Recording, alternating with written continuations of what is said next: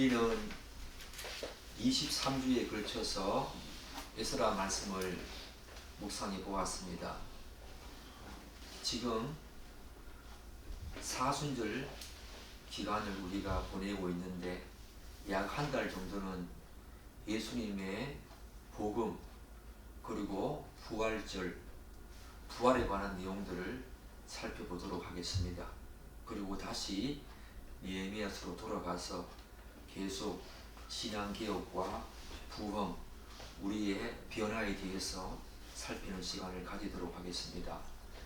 우리가 복음이라고 하면 일반적으로 새신자들, 교회에 처음 오시는 분들을 위해서 전하는 말씀이다 라고 생각하기 쉬운데 그렇지 않습니다. 우리가 정말 복음을 알고 그것을 소유하고 누리고 있는지에 대해서는 우리가 한번 점검해 보아야 합니다. 특별히 교회에 오래 다니신 분들은 복음이라고 하면 내가 얼마나 교회에 오래 다니는데, 내가 얼마나 많은 신앙 서적을 읽고 성경을 묵상했는데 그 복음을 내가 모를 리가 있는가? 복음에 대해서 흔히 무시하거나 또한 소홀히 하는 경우가 많이 있습니다. 그렇지 않습니다. 정말 복음을 알고 소유하고 있는가? 라는 문제와 내가 복음을 들었다라고 하는, 교회에서 수많이 들려지는 복음을 들었다라고 하는 것과는 별개겠지요. 그런 차원에서 사순절 이 기간을 거치고 있는 이 중요한 시기에 다시 한 번 더 우리 믿는 사람들이 이 시대에 정말로 복음을 제대로 알고 있는지, 그것을 소유하면서 누리고 있는지에 대해서 살펴보는 것은 굉장한 의미가 있다고 생각이 되어집니다. 그런 의미에서 오늘은 마가복음 1장 15절을 가지고 다음 주에 걸쳐서 두 번에 걸쳐 가지고 마가복음 1장 이 15절을 가지고 하나님의 복음, 예수 그리스도께서 전하신 이 복음에 대해서 우리가 살피는 시간을 가지도록 하겠습니다. 예수님께서 공생의 사역을 시작하시면서 가장 먼저 선포한 이 말씀, 마가복음 1장 15절 말씀이지요. 우리 마가복음 1장 15절 말씀을 한번 더 읽겠습니다. 공생에 시작하시면서 가장 먼저 선포하신 말씀 읽겠습니다. 이르시되 때가 찼고 하나님의 나라가 가까이 왔으니 회개하고 복음을 믿으라 하시더라. 이 구절은 마태복음 4장 17절에도 이렇게 나와 있지요. 이때부터 예수께서 비로소 전파하여 이르시되 회개하라 천국이 가까이 왔느니라 하시더라.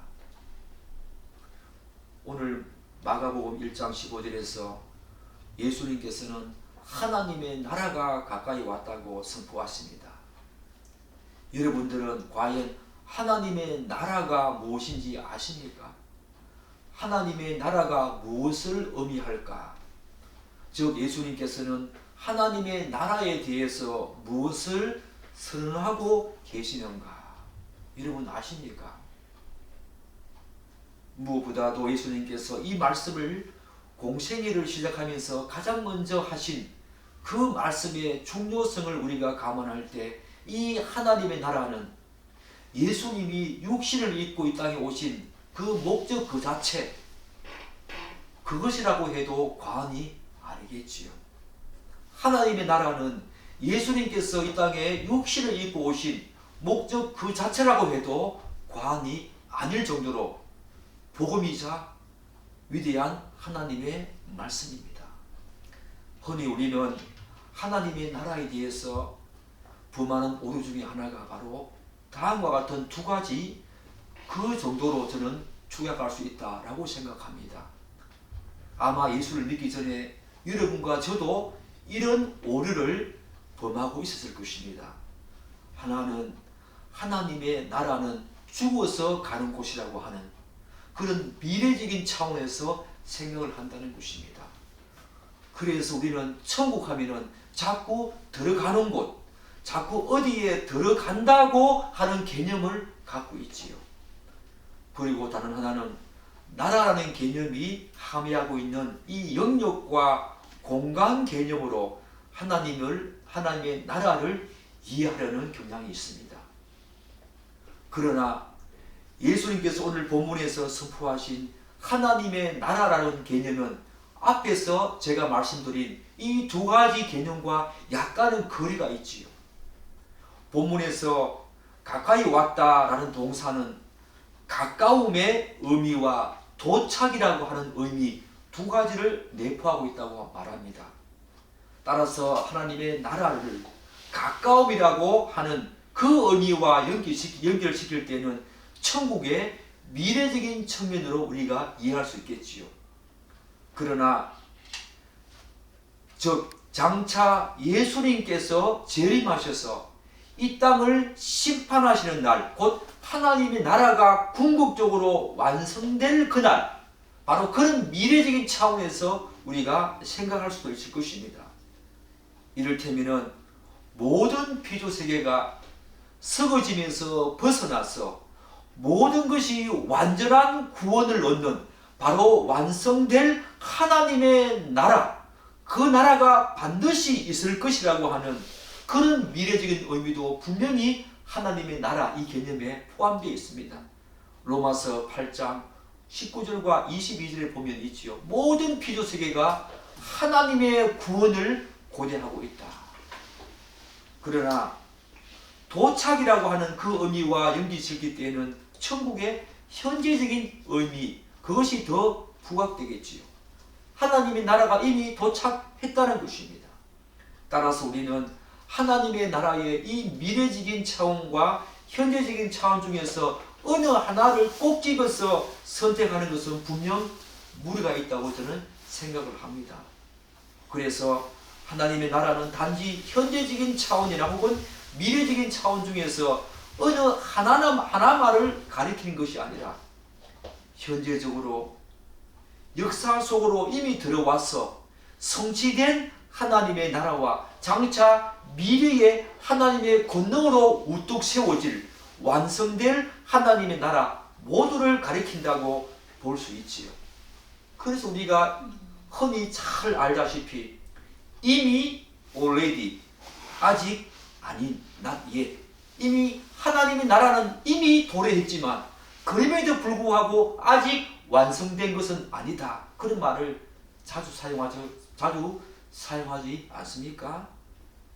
그런데 오늘 예수님께서 말씀하신 하나님의 나라가 가까이 왔다.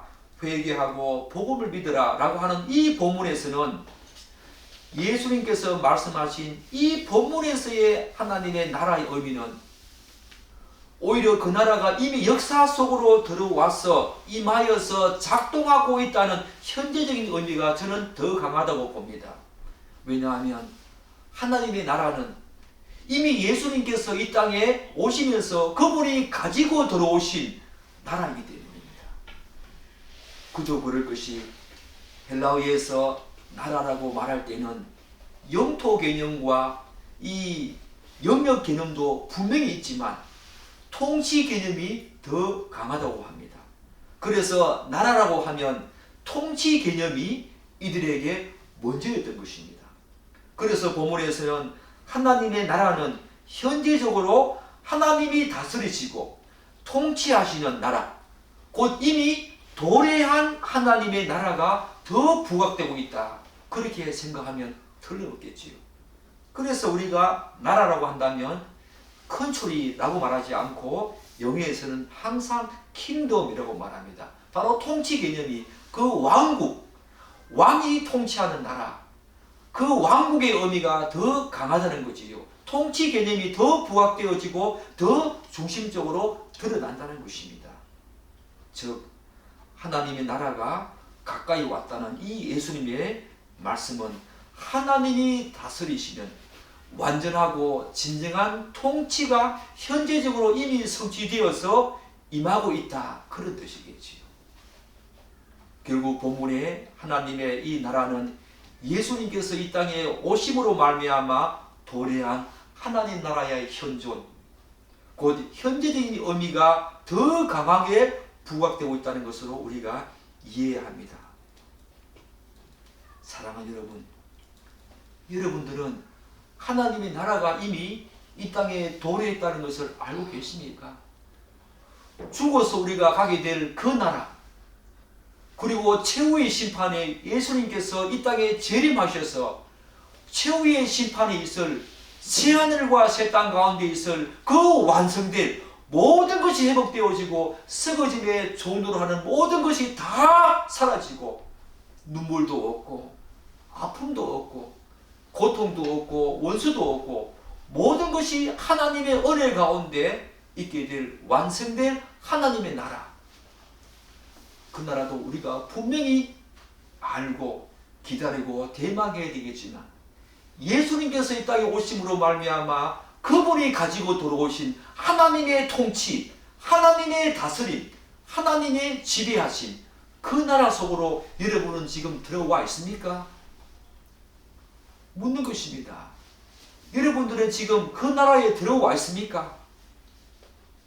바로 예수님께서 말씀하신 하나님의 나라가 가까이 왔다, 회개하고 복음을 믿으라, 이 의미는 바로 그분이 가지고 들어오신 하나님의 통치가 이미 지금 도래하고 있다. 그러므로 회개하고 복음을 믿어서 그 나라 속으로 들어오라. 그 나라의 지배를 받으면서 이제 전혀 다른 세상, 전혀 다른 영역으로, 생명의 영역으로 옮겨와서 하나님의 통치를 받는 그 영광스러운 하나님의 백성으로, 자녀로 세워지거라, 그런 의미겠지요. 그런데 오늘 본문에서 예수님께서는 하나님의 나라가 가까이 왔으니 회개하고 복음을 믿으라고 말씀하시는데, 이 문장을 자세히 살펴보면 예수님께서는 우리가 일반적으로 알고 있는 복음, 곧 예수님의 죽으심과 부활하심으로 인한 죄사함에 대한 설명을 전혀 하지 않으신 채 복음을 믿으라고 말씀하십니다. 그러면 여기서 말하는 복음은 무엇일까요? 예수님께서 말씀하시는 복음은 바로 앞에서 언급한 하나님의 나라가 가까이 왔다, 이것을 바로 예수님께서는 복음으로 지금 말씀하고 있다는 거지요. 그렇다면 왜 하나님의 나라가 가까이 왔다는 것이 복음이 될까? 사랑하는 여러분, 여러분들은 복음을 어떻게 알고 계십니까? 복음이 무엇이라고 생각하십니까? 우리가 흔히 알고 있는 복음은 예수 그리스도의 십자가의 죽으심과 부활하심, 그런 말미암아 우리가 죄로 말미암아 저주 아래 있던 우리가 죄 사함을 받고 성령을 선물로 받는 것, 그래서 영원한 생명 가운데 우리가 들어간다는 것, 그것이 바로 복음이라고 알고 있지 않습니까? 그런데 본문에서 예수님께서는 하나님의 나라가 가까이 왔으니 회개하고 복음을 믿으라고 말씀하십니다. 여기에 제가 방금 말씀드린 그 어떤 내용도 들어가 있지 않습니다. 그러면서 복음을 믿으라고 말씀하십니다. 그러므로 여기에서 복음은 하나님의 나라가 가까이 왔다는 그 자체가 바로 예수님께서 말씀하시는 복음이라는 것입니다. 그러면 그 하나님의 나라가 가까이 왔다는 것이 왜 복음일까? 우리가 잘 알다시피 모든 인류의 대표인 아담이 타락으로 말미암아 그의 허리에서 나오는 여러분과 저 앞으로 나올 모든 후손들, 지금까지 있었던 모든 인간의 모든 후손들은 한 사람도 예외 없이 타락한 조건과 본성, 죄성을 가지고 이 땅에 태어나지요. 왜 그렇습니까? 그것은 바로 대표성의 원리와 연합의 원리, 그 두 가지 원리 때문에 그렇다는 것을 우리는 이미 배웠습니다. 뿐만 아니라 자신이 의식을 하든 그렇지 않든 예수를 믿기 전까지 모든 인간은 사단의 지배 아래에서 그의 종도로 타며 죄의 노예로 살다가 영원한 하나님의 저주와 형벌에 처해지는 그런 처참한 신세가 되었다는 것입니다. 그렇게 살다가 영원한 죽음과 멸망으로 가는 존재가 바로 여러분과 저였습니다. 예수를 믿기 전까지는 그렇다는 것입니다. 바로 인간 존재가 바로 그렇다는 것입니다. 그런데 더 안타까운 사실은 이러한 인간의 죄 문제를 해결할 수 있는 존재는 이 세상에 누구도 없다는 것입니다. 이 세상에 아무도 이런 인간의 죄 문제를, 심각한 인간의 죄 문제를 해결할 사람이, 그 어떤 성인도 그 어떤 위대한 사람도 없다는 것입니다. 그것이 더 안타까운 현실이지요. 그래서 사도행전 4장 12절 이렇게 말하고 있지 않습니까? 다른 이로서는 구원을 받을 수 없나니 천하 사람 중에 구원을 받을 만한 다른 이름을 우리에게 주신 일이 없습니다. 바로 누구입니까? 바로 그런 상황에서 메시아이신 예수 그리스도는 우리의 죄를 해결하실 유일한 조건으로 이 땅에 오셨습니다. 바로 다른 이가 없다는 거지요. 누구입니까? 바로 예수 그리스도, 그분만이 우리의 죄 문제를 해결할 수 있는 유일한 그런 메시아이시고 하나님의 아들, 곧 하나님 그 자체라는 것입니다. 하나님이신 예수 그리스도는 죄가 전혀 없는 조건에서 우리 죄를 담당해야 하는 그런 분으로 오셔야만 했기에, 죄 있는 인간의 조건으로, 우리와 같은 죄 있는 인간의 조건으로 육신을 입고 이 땅에 오셔야만 했습니다. 바로 일생을 가지고 이 땅에 오셔야만 했지요. 그리고 하나님의 아들이신 그 예수 그리스도가 친히 이 땅에 오셔서 우리를 대신해서 우리의 모든 죄를 지시고, 바로 죄의 전가지요, 십자가에 달려 죽으시고 3일 만에 부활하시는 복음 사건이 그분을 통해서 있게 되었습니다. 그로 말미암아 어떤 일이 일어났습니까? 하나님께서는 죄로, 또한 죄와 죄로 인한 모든 저주에서 그분을 통해서 구원하는 길을 활짝 열어주셨던 것입니다. 하나님께서는 자신을 비워 육신을 입고 오신 예수 그리스도가 우리의 죄를 지시고 죽으시고 다시 사신 일, 곧 그가 이루신 모든 것의 결과와 그 근거를 가지고 그를 높이우셔서 우리와 우리의 주와 그리스도가 되게 하셨습니다. 그분이 이루신 십자가의 죽으심과 부활하신 그 결과를 가지고 그것을 근거로 해서 그분을 높이우셔서 우리의 주와 우리의 그리스도가 되게 하셨던 것입니다. 그래서 죄와 사망, 그리고 사단의 통치 아래 있던 모든 인간과, 그리고 모든 인간 역사에 이제 온 인류와 온 땅의 모든 족속과 모든 피조세계에 예수 그리스도가 우리의 주가 되셔서 통치하시는 하나님의 나라가 이 땅 가운데 임하게 되었다는 것입니다. 그분이 우리의 주가 되셨고, 그분이 우리의 만왕의 왕, 주권자, 바로 구세주가 되셔서 하나님의 아들 예수 그리스도가 이 땅의 모든 인간과 모든 피조세계, 온 우주 만물을 그분이 다스리는 하나님의 나라가 이 땅에 오게 되었다는 것입니다. 사랑하는 여러분, 결국 예수 그리스도가 우리의 주가 되셔서, 우리의 주인이 되셔서, 우리의 주님이 되셔서 통치하시는 새로운 역사, 곧 새로운 창조와 새로운 질서가 도래했기 때문에 하나님의 나라를 예수님께서 복음으로 지금 기쁜 소식으로 말하고 있는 것입니다. 옛 질서, 옛 창조는 이제 예수 그리스도께서 이 땅에 오시면서 가지고 들어오신 그 하나님 나라에 의해서 대체되어지면서 새로운 통치, 새로운 질서, 그 새로운 통치 방식과 새로운 질서로 이 땅의 모든 피조세계를, 여러분과 저를 다스리는 하나님의 통치가 이 땅에 도래했기 때문에 그것을 예수님께서는 오늘 복음으로 말씀하시면서 회개하라, 그리고 복음을 믿으라, 그렇게 말씀하고 있지 않습니까? 이렇게 하나님의 통치가 복음입니다.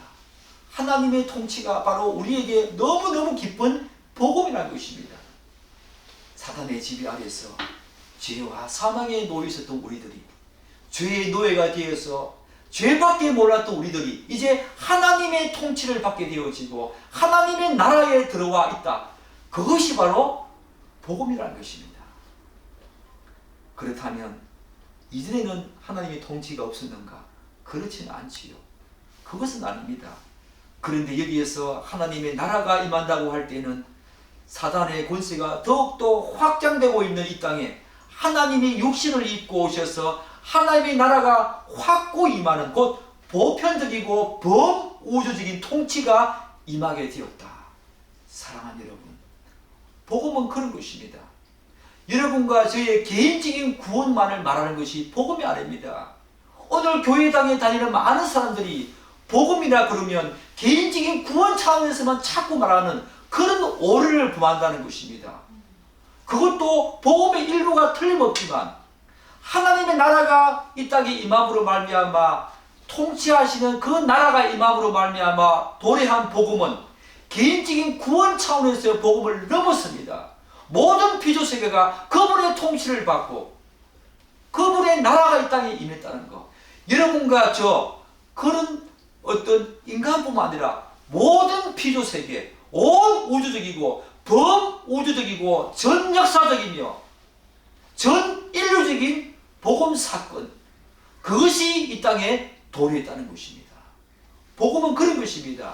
개인적인 구원 차원에만 우리가 자꾸 얽매여 있고 거기에만 초점을 맞추고 거기에만 집중하다 보니까 하나님의 나라가 이 땅에 와서 범우주적인 사건으로 말미암아 전인류적이고 전역사적인 사건으로 말미암아 도래한 이 하나님의 나라가 이 땅 가운데 도래했다는 것을 우리가 많이 망각하고 있다는 것입니다.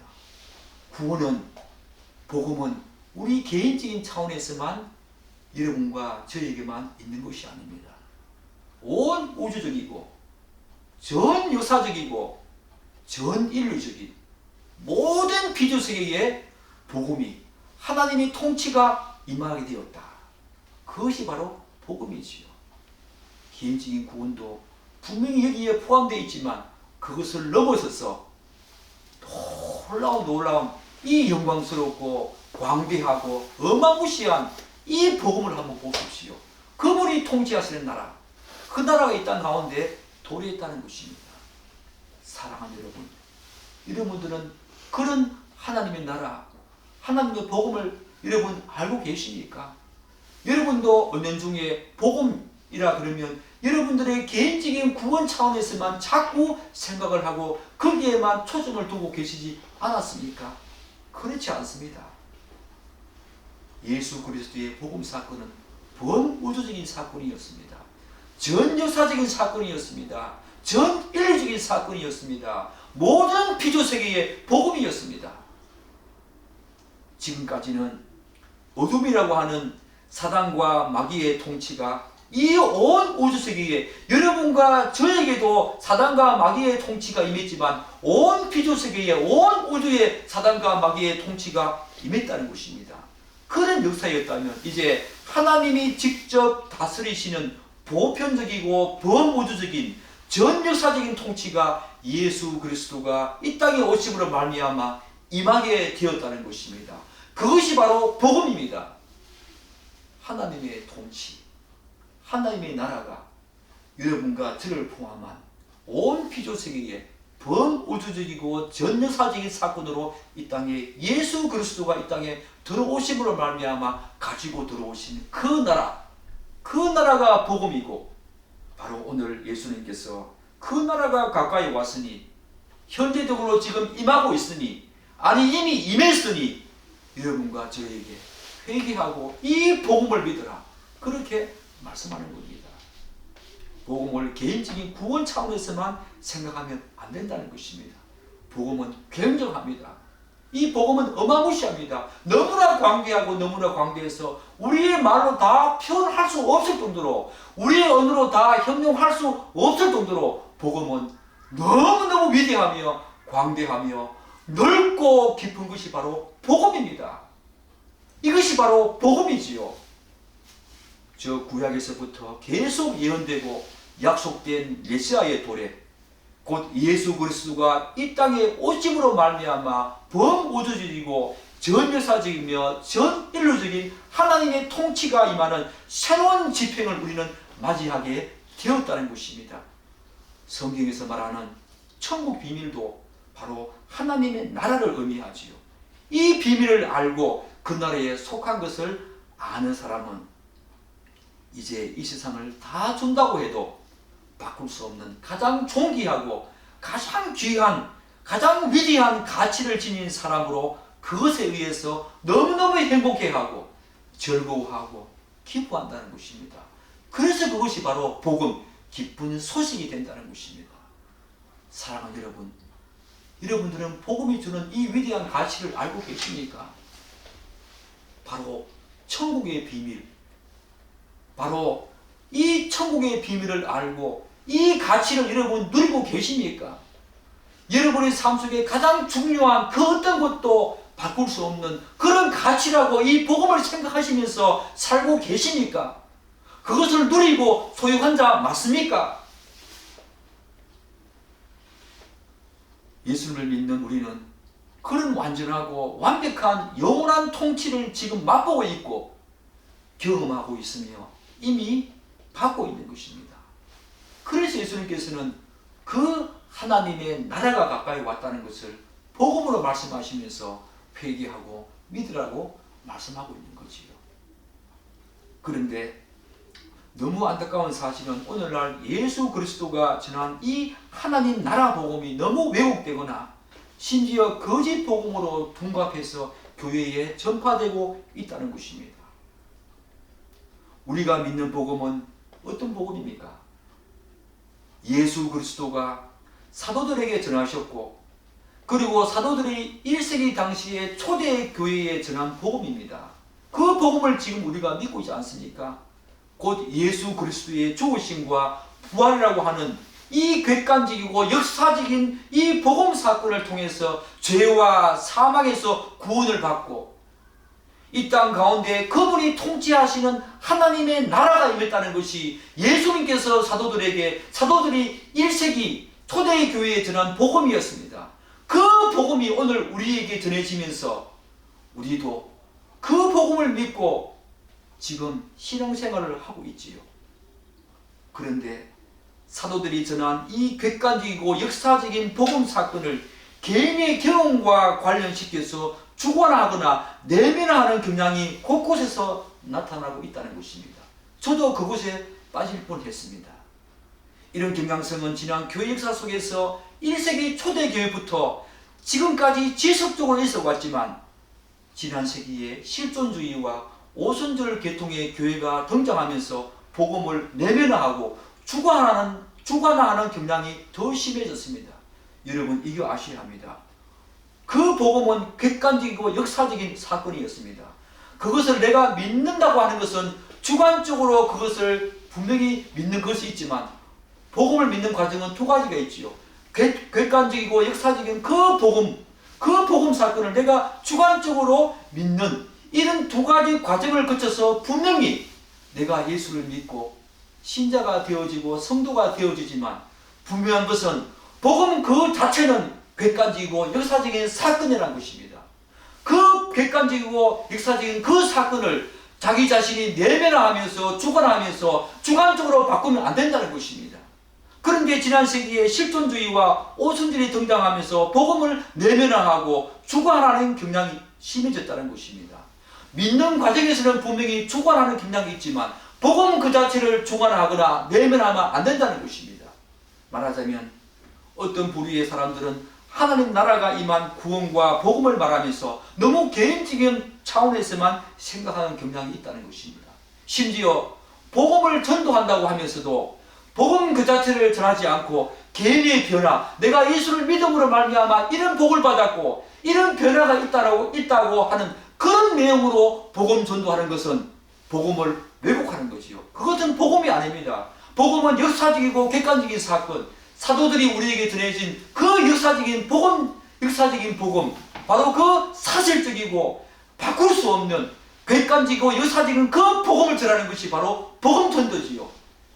그 복음으로 말미암아 내가 어떻게 변화되었고 내가 어떤 삶을 살고 있다는 것을 전하는 것은 복음 전도가 아니지요. 그것이 바로 복음을 왜곡하고 있는 것입니다.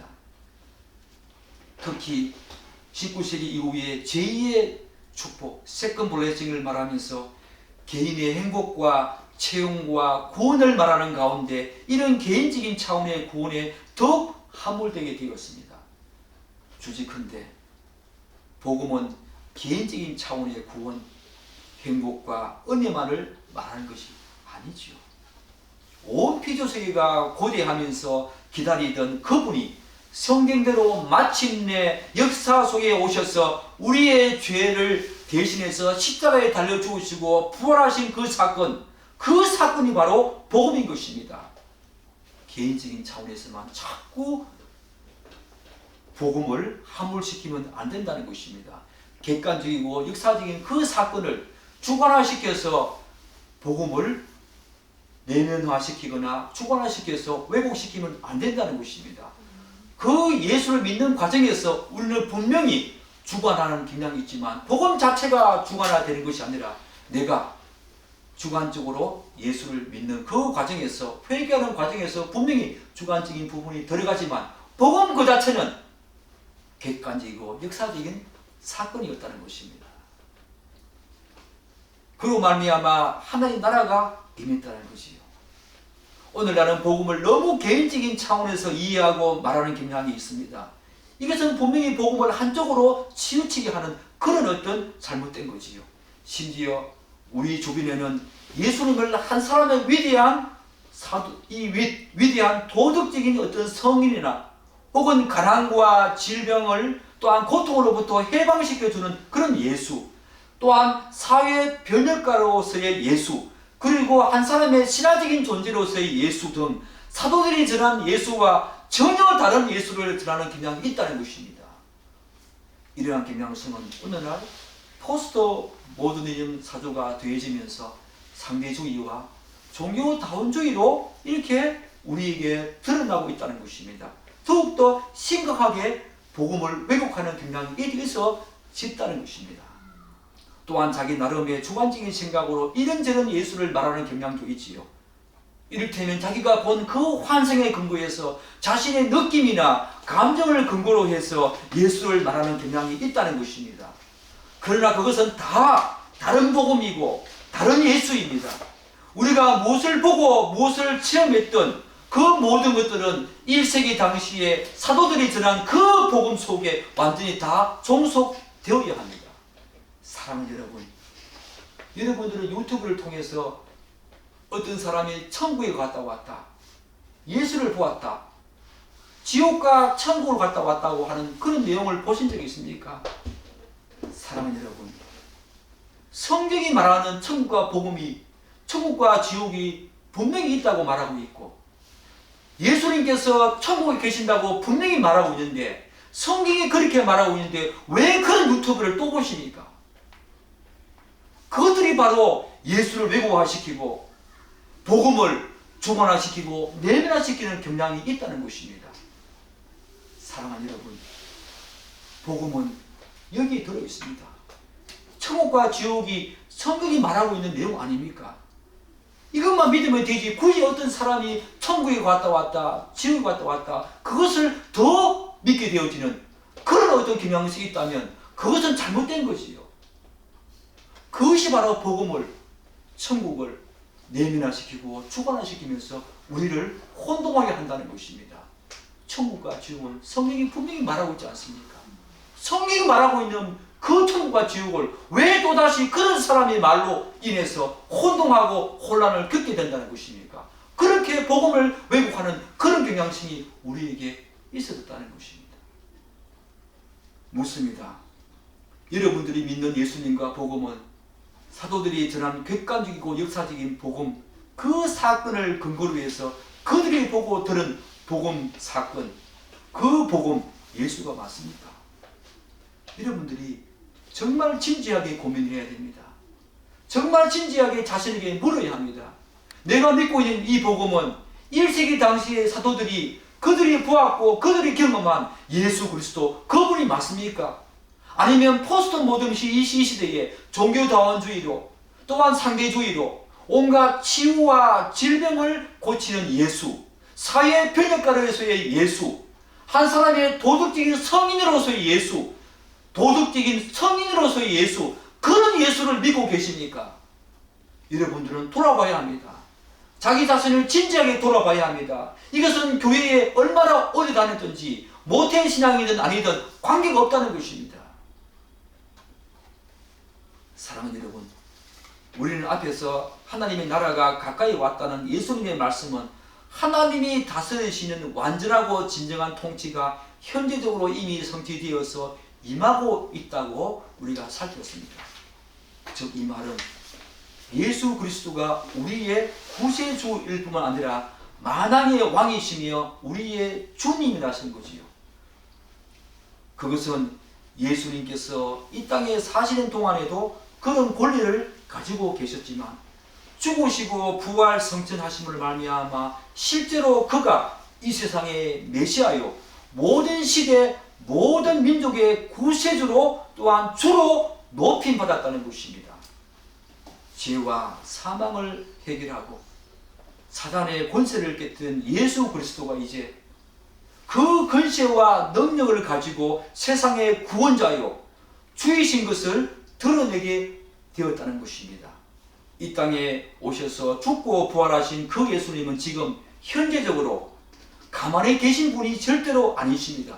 그는 부활 성천하셔서 하나님 우편에 계시면서 자신이 이루신 모든 것의 어떤 그 근거와 결과에 근거해서 이 세상의 주로 높이 들린 바 되셔서 사도들이 전한 그 복음을 듣는 자에게 지금도 구원을 계속 베풀어 주시는 그런 역사를 지금도 계속 하고 있다는 것입니다.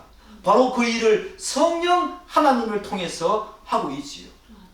비록 우리도 예수님을 믿기 전에는 이 사실을 몰랐고 아직도 이 세상은 이 놀라운 사실을 깨닫지 못하지만 예수님은 부활 성천하셔서 하나님 우편에 앉아 계심으로써 이 세상의 구세주이시면서 주님으로 확정되셨습니다.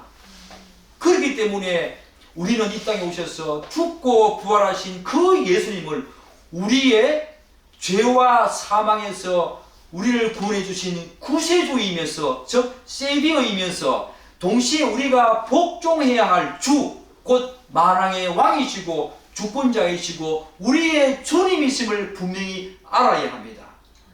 따라서 우리가 예수님을 주님이라고 말할 때는 그분에 의해서 모든 하나님에 의해서 모든 것 위에 높임을 받고 들림받은 특별한 지위와 신분에 대한 분명한 인식 속에서 그가 우리의 구세주이면서 주가 되신다는 그런 합당한 반응을 그에게 보여야 한다는 것입니다. 지금 제가 무슨 말을 들고 있습니까? 우리가 하나님의 나라 그리고 이 복음에 대해서 잘못 알고 있는 두 번째가 뭐냐면은 이 복음을 이 구원을 그 예수님을 우리의 세비어로 구세주로는 우리가 늘 인정하고 그분께 나아가지만 우리의 주님으로서 만왕의 왕이시고 우리의 주권자이시고 우리의 주님으로서 그분께 복종하고 있는지 그것에 대해서 지금 제가 묻고 있는 것입니다.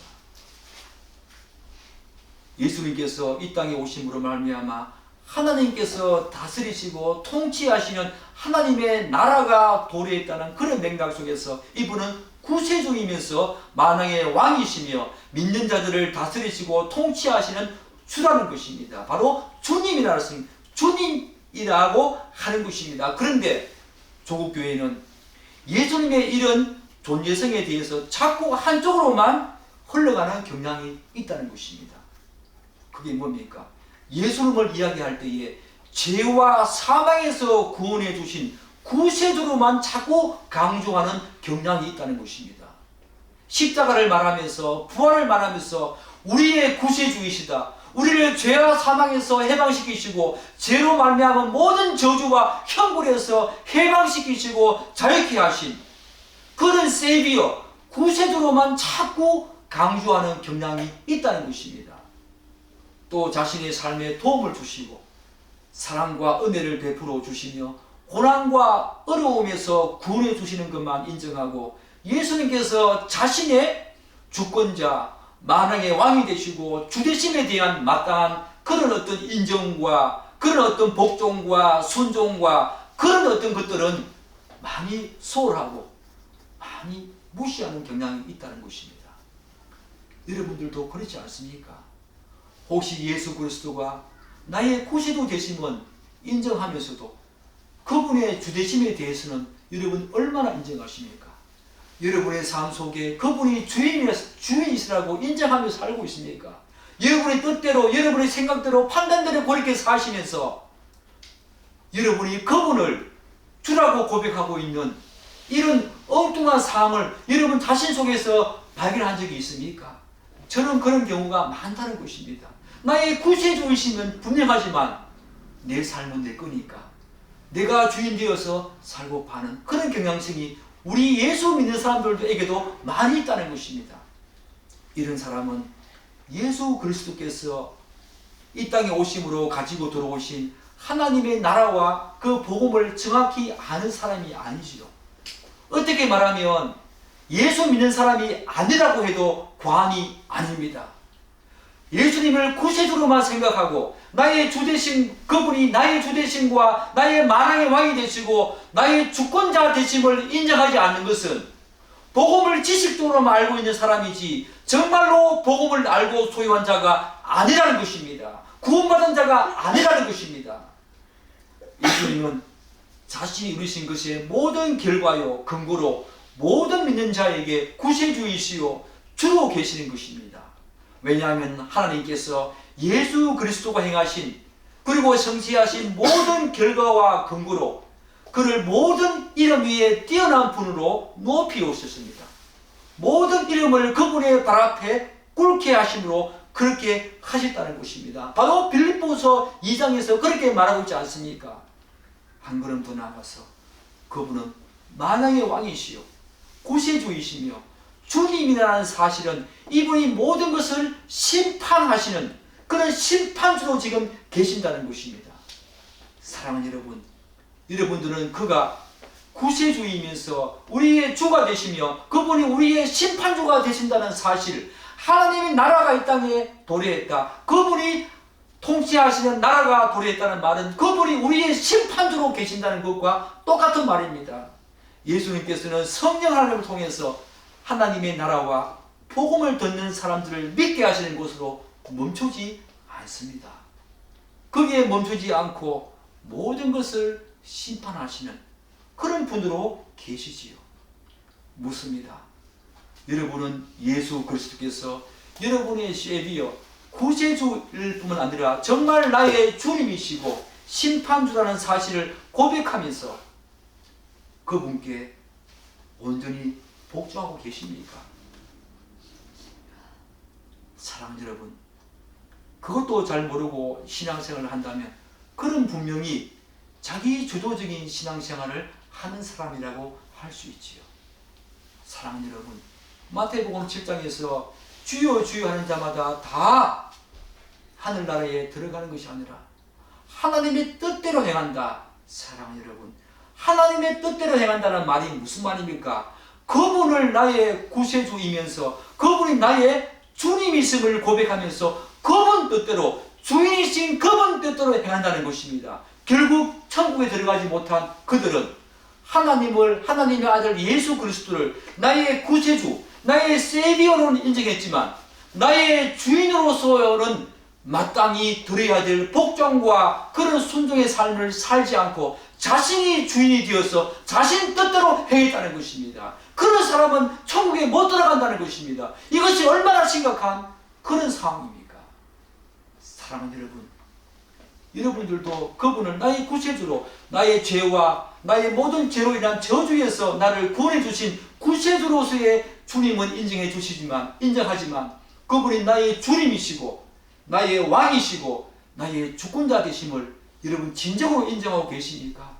정말 여러분이 그렇게 인정하시면서 복종하고 순종하고 그렇게 살고 계십니까? 정말 그분이 여러분의 주가 맞습니까? 맞다면 그분의 뜻대로 행할 것입니다. 구세주로만 인정하고 나의 주인으로 인정하지 않는 사람은 주여 주여 하는 자마다 다 천국에 들어가지 못한다. 거기에 해당되는 사람이지요.